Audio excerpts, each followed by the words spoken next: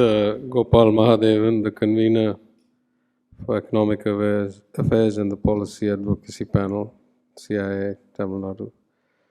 Mr. T.T. Ashok, the past chairman. Mr. B.C. Datta, the co-convener.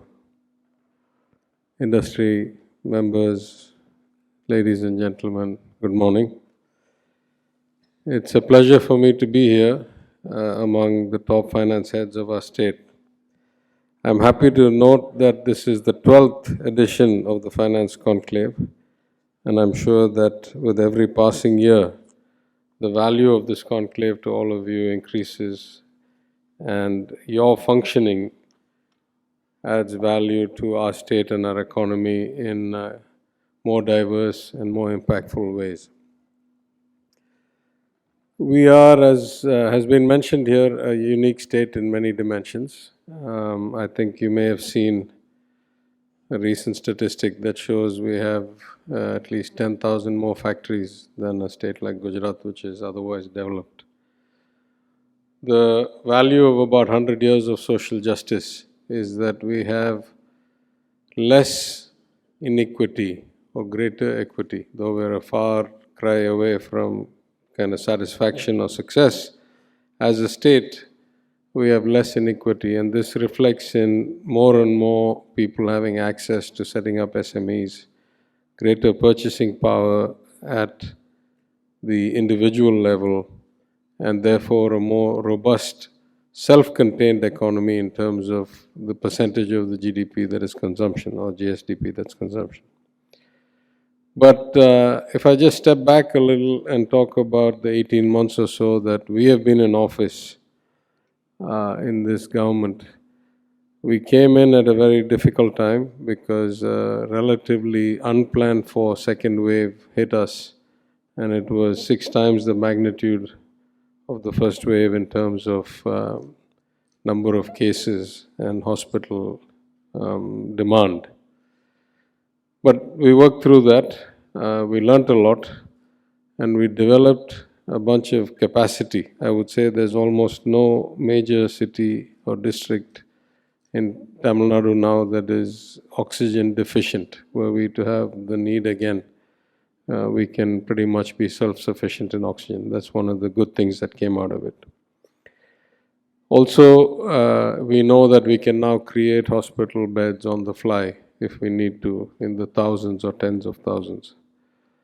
But between the second wave, the third wave, a lot of campaign promises we had to fulfill, plus very, very heavy rains. In fact, by volume worse than the 2015 rains.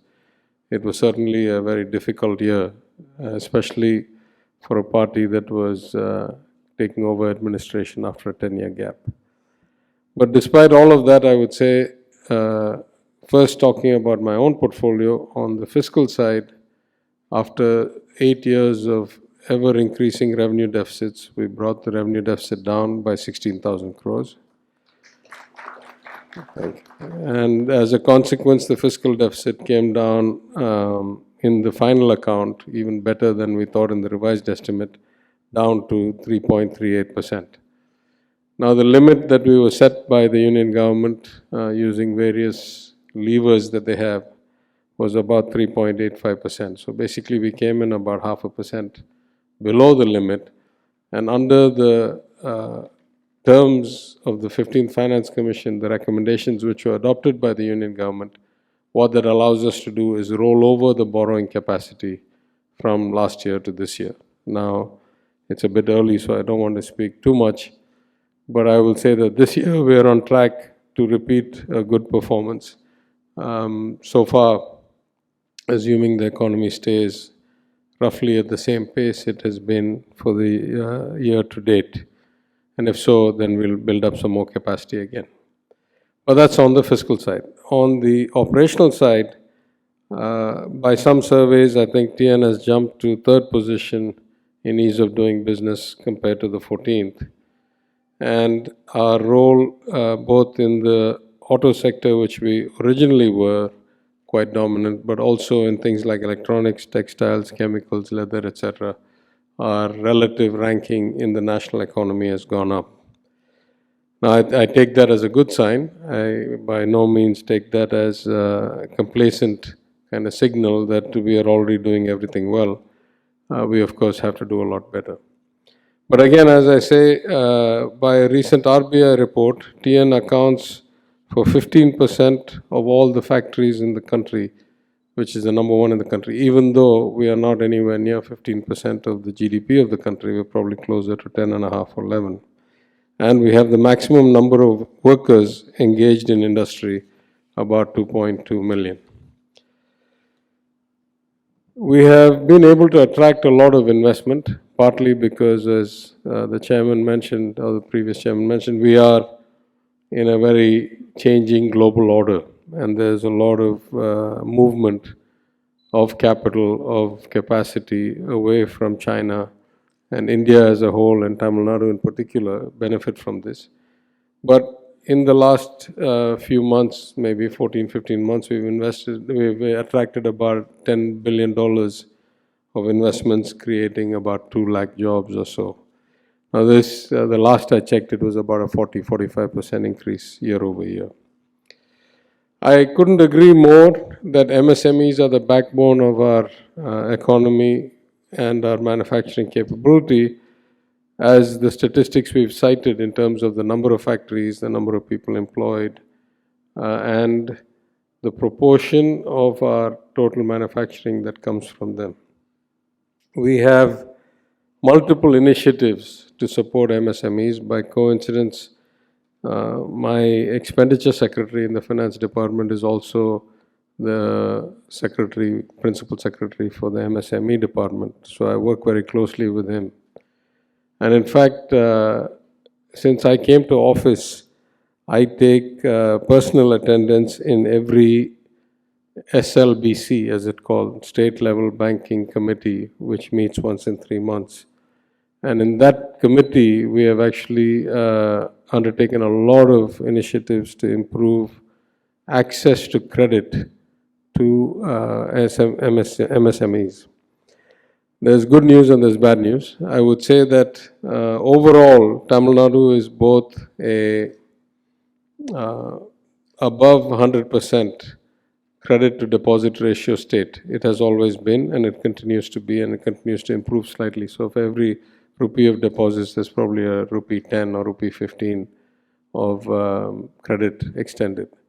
That's the good news. The bad news is, though the banks hit their targets every year, they only hit it in the volume of lending or the volume of credit extension. They fall far behind in the number of clients or the number of industries to be covered. And we keep reiterating to them that they should use better technology or more advanced technology to improve their KYC, to improve their credit committee approval process, to expand their client network, and to bring in more and more people into the fold. Now, the state can help with some of that. We're working with them on some technology support. But I think also emerging technologies like fintech offer a huge opportunity. I was in Singapore earlier this year for some unrelated work, and I met with the head of the MAS's fintech initiatives.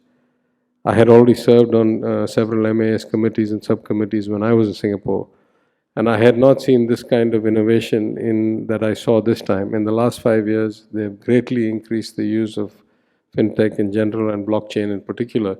And particularly in the MSME sector, they use intra-MSME, that is, or inter-MSME, between themselves, their trading transactions, their bills settle, their accounts and payables, and the speed with which they get done, and the efficiency of those transactions as a credit validator of these entities. So without waiting for one bank or one central kind of credit rating agency, the transactions between the MSMEs and between the MSMEs and the higher level OEM suppliers or manufacturing companies can be used to validate the creditworthiness and the financial standing of these companies. And I think those kinds of technologies have a lot of potential here, as I've discussed both with our MSME department and with the SLBC.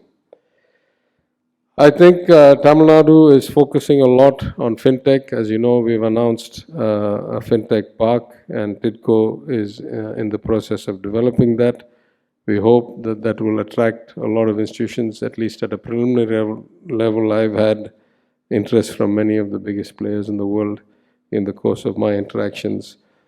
Tamil Nadu has lagged a bit behind states like Karnataka or cities like Hyderabad broadly in the IT space. But when you come to banking and finance sector IT, I think Chennai and Tamil Nadu are second to none, particularly when it comes to the large banks, the hedge funds, the asset managers, the insurance companies, and so forth. And we certainly hope to lever up on that towards a greater kind of scale in these areas. We will also set up specialist support entities in the Guidance Bureau as well as our other facilitation agencies to work on these priority sectors or areas of focus for us. Let me just conclude by saying something about the fiscal position of our state and where I see a key role for industry and for partners. As you know, it's very difficult to improve outcomes if you don't improve processes, right? There's no magic wand that you can just suddenly keep the same system and get better results. In that sense, it is very, very strong political leadership that allows the kind of path-breaking initiatives of reform, because the system is otherwise deadened by inertia. If you look at more than half the things the government does, it's either inefficient in design or well past its sell-by date. But the system continues along because nobody really wants to rock the boat. Nobody has the courage to take up an issue. Every time you try to do some reform, the few that benefit from it, mostly unfairly, definitely disproportionately, will raise a hue and cry as if the sky is falling. And the many that benefit will either not be aware of the impending benefits coming down the road or will not have the access to the ears of those in power to actually say, yes, thank you, please do it for me. So one of the big problems in democracy, this is not unique to Tamil Nadu, it's not unique to India, in all democracies, is that the rich and powerful and successful have access to the ears of the policymakers, the bureaucrats, and those who are left behind have very little access and very little voice, even though we run elections on a one man, one vote, one person, one vote basis. So in that sense, I would certainly say, as I've said before, my leader has relatively revolutionary intent. In his first address to our economic advisors, Esther Duflo, Raghuram Rajan, Arvind Subramaniam, John Drees, and Mr. S. Narayan, he set out a very clear vision that he wants to take Tamil Nadu to a certain place. And he said the exact words, he said, I realize these dreams of mine cannot be achieved through marginal reform. Let me assure you that Tamil Nadu stands ready to do whatever it takes. On that basis and with that support, I would say we in the finance department have been driving a lot of change. It's amazing to me how many things we have touched in 18 months. Sometimes there was an IMF team here that's been working with us for a year. And we just had a concluding dinner before they wrote their final report. And when we were just listening to them talk about how much change we have wrought in 18 months, it was actually quite shocking to me that we've been able to do so much so quickly. But that's why we get the results. The results don't come automatically. Because we do so much, we get such better results. I would say if we continue on this trend, then we're going to have some interesting dilemmas. But let me first talk about one thing. We talked about the increase in per capita GDP and how things have gone not so badly for our country. In the case of Tamil Nadu, as much as our GDP growth has slowed, so has our population growth also. So if you look at per capita GDP, Tamil Nadu has done relatively well, even though the last 7-8 years our GDP growth slowed quite a bit, GSDP growth slowed quite a bit. Overall in India it slowed, Tamil Nadu it also slowed, and probably the differential was a bit worse because our fisc had deteriorated so badly that we ourselves were not in a position to do the level of capex we used to do. There was a time when Tamil Nadu would do 3.5%, 4% of GSDP in capital expenditures every year, and that dropped continuously from 2014 till at the depth of the pandemic it was 1% or so. Last year we've improved it to about 1.5%. This year we hope to take it back to about 2%.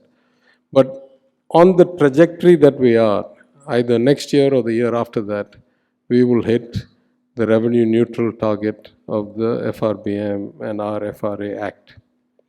If we do that and the economy stays the way it is, then our capital expenditures are going to grow maybe 2x or 3x in a period of 3 years. So we're going to go from something like 35,000 crores a year to something like 90 or 95,000 crores a year in 3 years. That brings a whole lot of concerns to me, and I've expressed this to all the secretaries. The Chief Minister has asked me to chair a committee that looks at all infrastructure projects above 100 crores. And there's many of these projects for a total capex of 1,30,000 crores or something. And when we see the progress on those, it worries me whether we really have the execution capacity to do that scale of capex, because over the years of decay in the fisc, the decay in the capex has brought the number to such a low capacity that it's not clear to me whether we can scale up that quickly. In addition, some things are better done by PPP, not just for the money, but for the execution expertise and the efficiency that private or large corporates or people who have been there, done that around the world bring. So, we are not interested in building things and then selling them because we need money, as some governments do.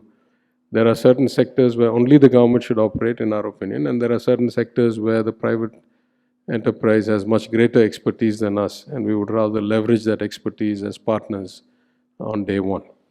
So, in that sense, I think over the next couple of years, there will be a great role for industry and private enterprise, and CII as one of the leading organizations of such private enterprise to work with the government both to increase execution capacity as well as to look for innovative models of joint investment or joint financing and execution.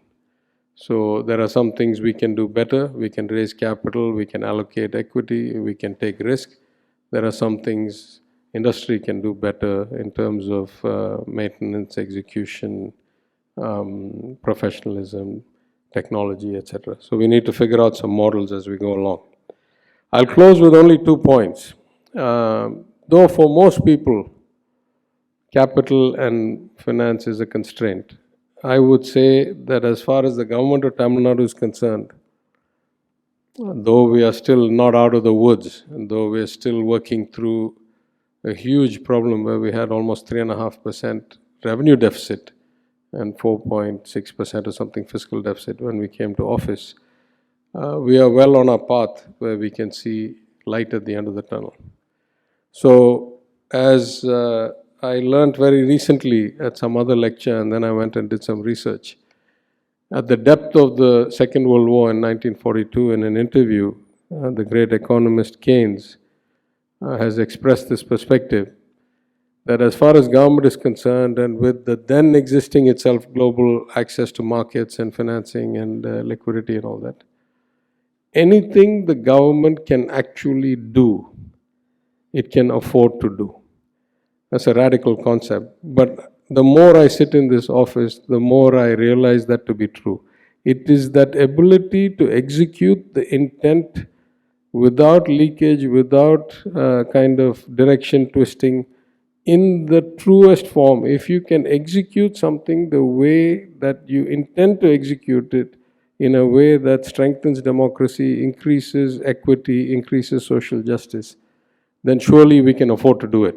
Money is not the constraint as far as I can tell. And that's a profound learning for me. And I hope that with the right partnership, we will actually increase our ability to do things, to achieve results through execution capability. The second thing I would say is, should we feel a sense of urgency or not? Because at some level, we see the global order in great flux. The China plus one strategy helps us a lot. The scale of our country, our positioning in the kind of Quad, in another kind of G20 and so forth, gives us better access. On the other hand, one would say that we're looking at a demographic shift, and were we to not create enough jobs during this major shift, that we could end up with significant negative outcomes. So, I'm not going to opine one way or the other. This is the debate going. I'll just make a somewhat light-hearted but also somewhat serious point. About a month or 2 months ago, a very senior officer of the union government, Tamil Nadu cadre, now on deputation, my friend Mr. T.V. Somnathan, the Union Finance Secretary, gave an address at the Chennai International Center at the MSME. It was a memorial address at the MSc, Madras School of Economics. And he argued that there is not really this great sense of urgency. It's not as if it's now or never. It's not as if we don't do it in the next 3 years or 5 years, or we don't hit this number, there's like doom ahead. And he gave various statistics covering centuries across many countries and continents to give the sense that we are heading in the right direction. Of course, we'd like to accelerate, but it's not as if there's like a narrowing window where if you don't do something of scale, the opportunity is lost forever. As just an audience member, I didn't want to divert the debate, so I didn't get into the Q&A in that place. But here I will say that I agree and I disagree, right? I agree that there are many paths to success. There's not one that says if you don't do this, you're forever gone. But I will disagree on two levels. The first, I don't think there's any politician who doesn't want results tomorrow, because we have to face elections day after. So we are all driven on a different time scale than a civil servant. But I also genuinely believe that with so many fair winds going our way, if this is not the time where on the one side we have all of these plus variables, and on the other hand we have all these unemployed youth, if we do not hit this acceleration point at this time, it's not clear to me when we will have a better kind of environment than this. So in that sense, I certainly feel a sense of urgency, at least as far as Tamil Nadu is concerned, to do this very quickly. Because we have a lot of unemployed, educated youth particularly, not particularly properly skilled, but educated. And that's why the CM has also focused on this non-Mudalvan scheme to better, to make the youth more employable and more industry ready or more economy ready. I say all this because I think that we can't take it for granted that the next few years will continue to see smooth sailing. We are in an unprecedented macroeconomic scenario. Between 2008 and before the COVID pandemic, there was already still probably 4 or 5 trillion of excess liquidity through monetary policy in the markets. COVID saw another huge surge, more rounds of QE, and something like now 8 trillion or something is the increased balance sheet of assets in the major central banks of the world compared to 2008. So there's all this excess liquidity sloshing around. The first 15 years or so, or 12 years or so, we escaped inflation because much of that liquidity ended up in the hands of people who were not going to consume with it. And it only ended up in the hands of investors. And so you saw asset prices, equity markets, debt markets, art, gold, all of these things went up, but you didn't see consumer price inflation. Now all of a sudden, after the fiscal stimulus that most governments made, during COVID. And after it actually reached the hands of people who could spend it, you're seeing unprecedented inflation because you have this combined effect of a few $1 trillion of fiscal stimulus and $8 trillion of excess liquidity. And all of a sudden, you're seeing inflation not seen in 30, 40, 50 years. And you're seeing strange outcomes in the market. The other day, I saw that the US 10s curve was inverted by about 0.75%, 75, 76 basis points, which has not been seen since the Volcker days of stagflation, of fighting stagflation. So there's a reasonable risk that the global economy doesn't find a soft landing away from this extreme situation. And if so, that's another reason why we should have urgency. Of course, as I've said in many places, including the Assembly, as far as the state of Tamil Nadu is concerned, under the guidance of our Chief Minister, we have taken appropriate fiscal measures, including, as I say, rolling over unused debt capacity and a couple of others I don't want to get into. But therefore, I gave the assurance to the House, and I give it here, that were we to go into a global recession, that Tamil Nadu will be better buffered and better protected from the downsides compared to the national fisc or to most other states. So that also gives me a sense of urgency. Though I'm hedged, I'd still like to make hay while the sun shines. Anyway, with those words, let me thank you again for inviting me, for giving me this time. I'm sure that CII will facilitate the interaction with government. We have a whole lot of advisory committees, one on federal fiscal relations led by Mr. Dattar, the Supreme Court lawyer, our own Economic Advisory Council. We have advisory committees for almost everything. That's the way we operate. We want to get, on Friday, we're going to kick off the Tamil Nadu Climate Change Council with people like former Planning Commission Chairman Montek Singh Ahluwalia and Eric Solheim, the UN Climate Change Ambassador. So we always look to get the best ideas from whoever feels they want to participate in the process. We don't think we have such a monopoly. And we look forward to working with you. And I hope that for all of you, this conclave will provide an opportunity to benefit and go back and improve your company's performance. I wish you all a successful event, and thank you once again.